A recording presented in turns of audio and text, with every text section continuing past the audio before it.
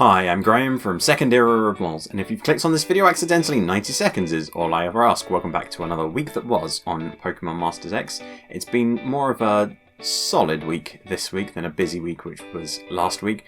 We've had the Champions Stadium moved back to the Unova region, we've had the Friendiversary event and the face-off that goes along with it, we've been investigating strange specimens with Professor Sycamore, and we've had the Battle Villa reopen, so no time for hanging about. Let's get into that Champions Stadium.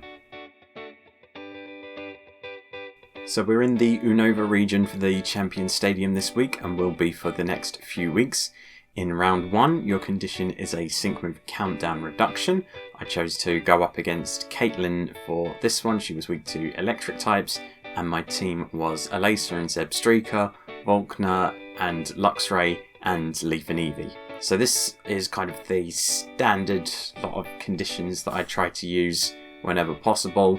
It's a reasonably standard electric type setup. I've gone with Eevee in there for once because she can boost both attack and speed off of her sync move, which she uses after you've had a couple of X attacks from Zebstrika, some Thunderfangs and some tackles. Watch out with your flinchings here, because that can throw off your countdown timer, sort of the flow of it. I had that a few times when I was trying it. It was like, yes, I got a flinch now, let's get in it. Oh no, I've messed up my countdown. Ah well. And then after that, it's about using that, what I call the trifecta: Electric Terrain, Electrify, Sync Move with Elesa. Eevee's doing Tackle in there as well. If you're doing Thunderfang, you might get some flinching. It's a sync move that does most of the damage that you want. It's going to take out both of the sides, but Caitlin is going to survive it. You need to be a bit smart when she does, because obviously I've got gradual healing in there, and that's going to get her topping up some of that health. And you might be thinking, oh, I only need to do one attack. But then you sort of load up for it with an Electrify, and then she does a move, and it's like, now she's back to almost full health. But if you are smart about it, like I said, and you're wary of what attacks you're using and in which order and the healing, this should be one that goes down rather easily. Her Psychic can also do big damage to you, so watch out for that. It might even take out Eevee in one shot, which is quite challenging to do a lot of the time. You go into round 2 with the additional effects of moves being more likely. I chose to go up against Grimsley for this one with a grass type team of Leaf and Venusaur. She's in both teams so far. Brendan and Sceptile, and Cygnasuit, Erica and Leafeon. So Venusaur is in there as your tank, Brendan's in there as your main striker, and Leafeon is in there as a sunsetter and a secondary striker. I thought the additional effects of moves would be either poison off of Razor Leaf or refreshes on Mega Healing and potions and things like that. So Brendan's starting off with a Dire Hit and then doing a no holding back. You're using Razor Leaf with Venusaur all the way through. With Erica, you're using X Speed and then setting Sunny Day just before the sync move. You're going to give that sync move to Venusaur so that you get Mega Venusaur. After that, you can use Mega Healing, because then it will provide an attack boost. It's also going to start everyone healing, sync move countdown, which is always good.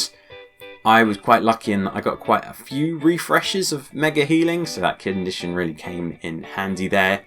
Brendan's doing Leaf Storm, Erica's doing Solar Blade and Soak Up the Sun, depending on how much move gauge you have. The Sun might not last to your second sync move, but it's still going to do a reasonable amount of damage to the other team. And even if it doesn't, you can just reset it after that sync move and it will last to the next one. Especially if you get a Mega Healing, which is going to reduce that countdown. Grimsley's sync move comes along and it doesn't do too much damage. The only one that you've got to watch out for is Erica, because she will take quite a lot of damage from that. Kind of contradicts what I said, so have a potion lined up to give to Leafeon there. But your strategy of Sun, Leaf Storm, Solar Blade should remain the same all the way through.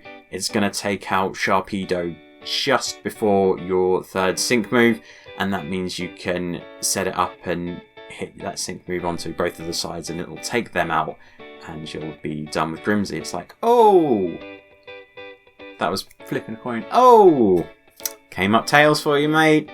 Bye bye. In round 3 you get a special attack boost. I chose to take on Marshal for this one, with Blue and Pidgeot, Skylar and Swanna, and Nate and Braviary. So this is still my premier flying team. We don't need no flying zone in here to get the job done.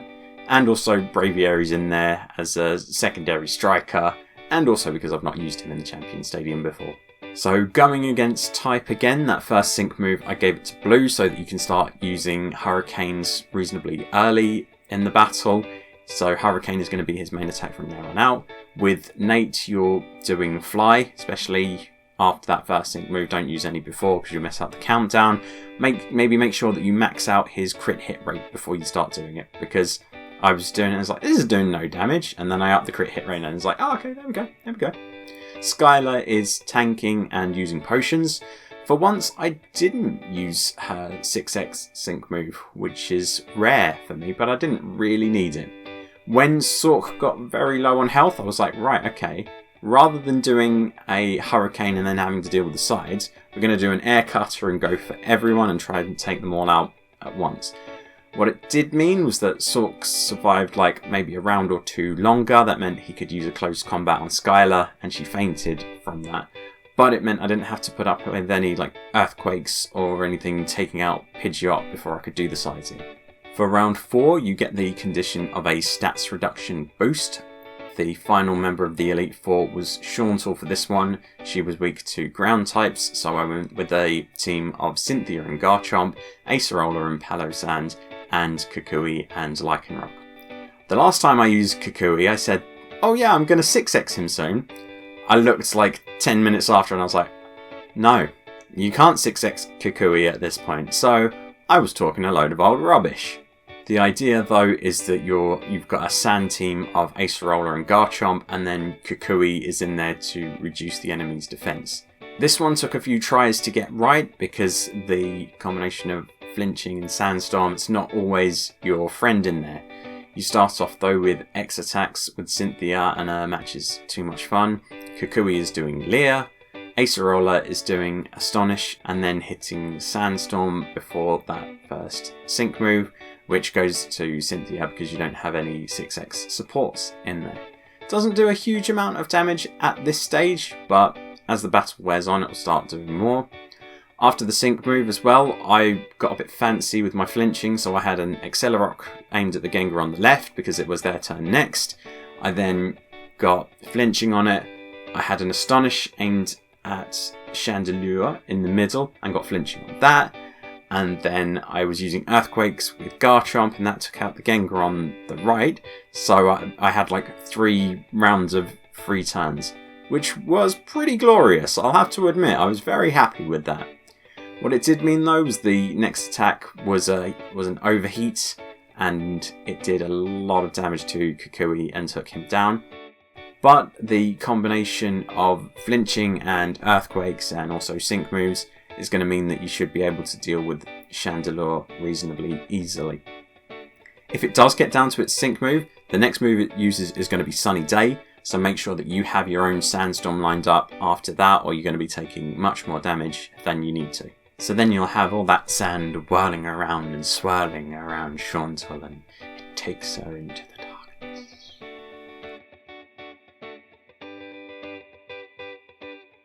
And all we have left now is round 5, where your permanent condition is a special attack reduction.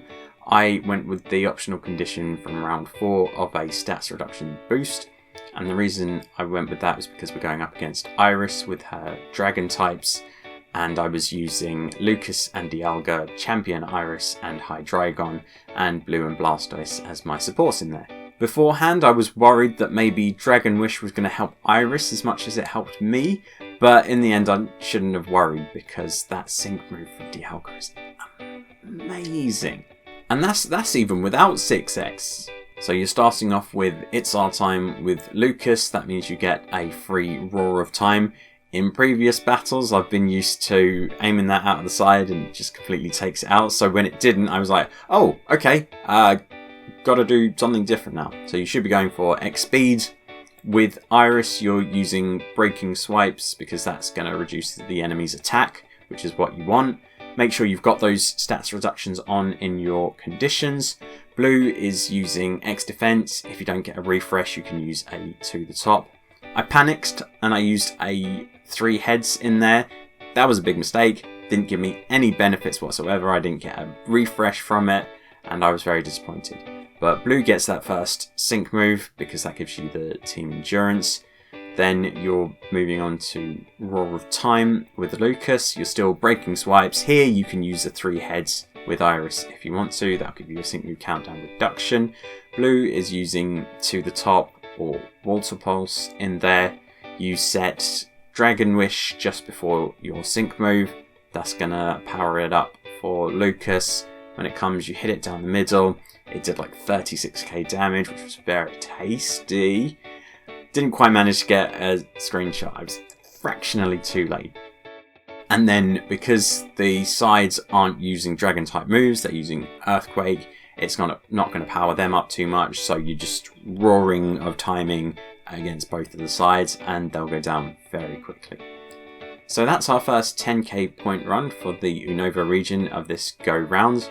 I would imagine that next week the champion is going to switch back to Alder. So we'll see. We'll see whether they do Iris, Alder, or Iris, Alder, or Iris, Alder. All sorts of combinations and permutations we have in there. The Friendiversary event is still running. It does end next week, so make sure you get all your rewards and challenges done by then. With the challenge for this one, there are 3 coins on offer.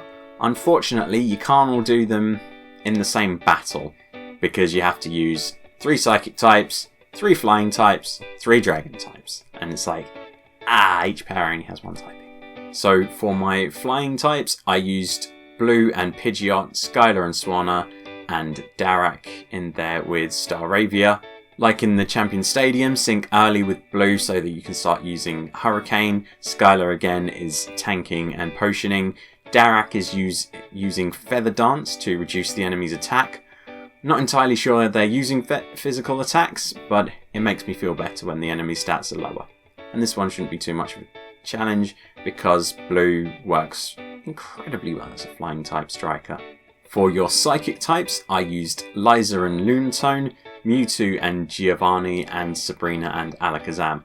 I wanted to do one without just relying on psychic terrain, so that's why Liza has come in there. She can also boost Mewtwo's special attack, which is very useful. Mewtwo's getting all your sync moves and doing Psy Strike, Shadow Ball, all of those good psychic attacks to make everyone afraid of number 150 in your Pokédex. Alakazam is in there with Reflect as well, and has Sixth Sense in case you need any healing. For your dragon types, I went with Cyrus and Palkia, Drake and Salamence, and Zinnia and her Salamence. So Drake is your striker, you're using a couple of New World Orders and then going to work with Spatial Rend. Drake is raising attack, he's also got Hard to Starboard, which is going to refresh that move gauge in there. Zinnia is a 3rd dragon type in there to fulfill the condition.